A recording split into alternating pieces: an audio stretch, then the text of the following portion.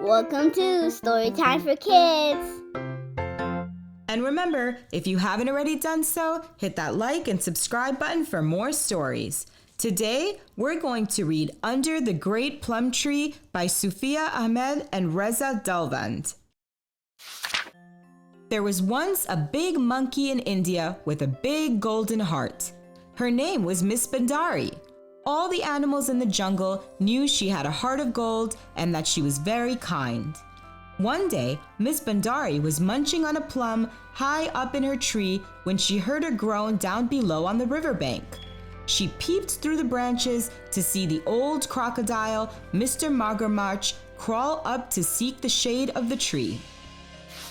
"Hello," called Miss Bandari. "How are you today?" Mr. Magarmarch sighed. "A bit tired and hungry, actually. I'm too old to hunt now." Miss Bandari's big golden heart felt sad.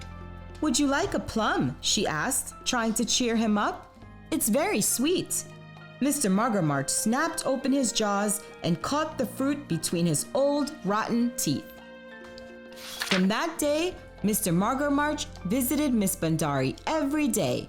They became very good friends as they munched plums together. Mr. Magarmarch told exciting stories about a time when he had been strong, brave, and bold. There were tales of human hunters, pythons, and lions. Miss Bandari clapped her hands and listened in wonder at the adventures of the past.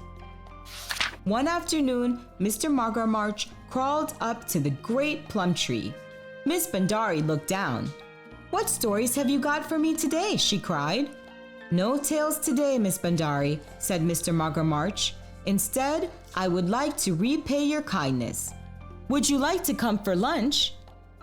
"Yes, please," she exclaimed. So Miss Bandari jumped onto Mr. Magarmarch's scaly green back and off they went. On their way, they saw Dame Hattie by the riverbank. She was so surprised to see them that water snorted out of her trunk. "Where are you off to?" she called. "I'm going to Mr. Magarmarch's for lunch," Miss Bandari said proudly. "But King Crocodile lives in the swamp along the river," cried Dame Hattie. "You can't go there. He will eat you." Miss Bandari's big golden heart thumped loudly in her chest. She was very frightened. "Is this true? Are you taking me to King Crocodile for his lunch?" Mr. Magarmarch stopped swimming. "Don't be silly, Miss Bandari. King Crocodile has heard of your big golden heart, and he only wants to see it." "Well, well," said Dame Hattie, looking very wise. "There's no point taking Miss Bandari there empty-handed. Even my old eyes can see she's left her golden heart back in her tree." Miss Bandari looked down at her empty hands, then at Dame Hattie. Dame Hattie winked, and her eye twinkled. "Yes, yes," cried Miss Bandari, jumping up and down on Mr. Magarmarch's scaly green back. "My heart is in my tree. Please take me back so I can collect it. King Crocodile will not be pleased to see us arrive without it," she said. "You're very silly," grumbled Mr. Magarmarch as he swam back. Once they reached the riverbank, Miss Bandari jumped high into her tree. "Mr. Magarmarch, you're the one who is silly. My heart was always inside me and not in my tree. Dame Hattie tricked you. She is my true friend, unlike you." Big tears rolled down Mr. Magarmarch's face as he swam away. He had lost his best friend. Back in the swamp, King Crocodile's giant tail swished angrily. He looked mean and hungry. "Where is my big golden heart that tastes like plum tart?" he snapped. Mr. Magarmarch's own heart sank. Dame Hattie and Miss Bandari had been right. King Crocodile was going to eat his friend. King Crocodile bared his sharp teeth. "I told you to bring Miss Bandari to me." Suddenly, Mr. Magarmarch felt very brave. "No," he said, standing tall. "I will not bring you Miss Bandari's big golden heart. She is my friend." King Crocodile looked like he would explode with anger.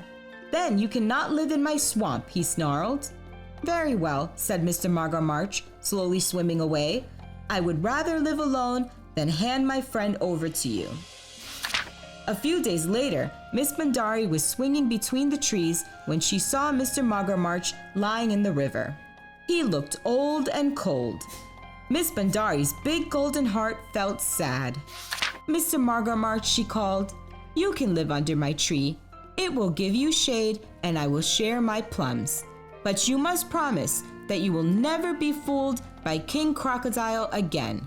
Mr. Margarmarch smiled. "I promise."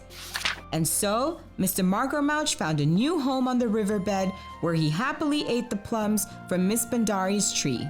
Mr. Margarmarch still told stories from the past, but it was his bravery against King Crocodile that he loved to tell the most. The end.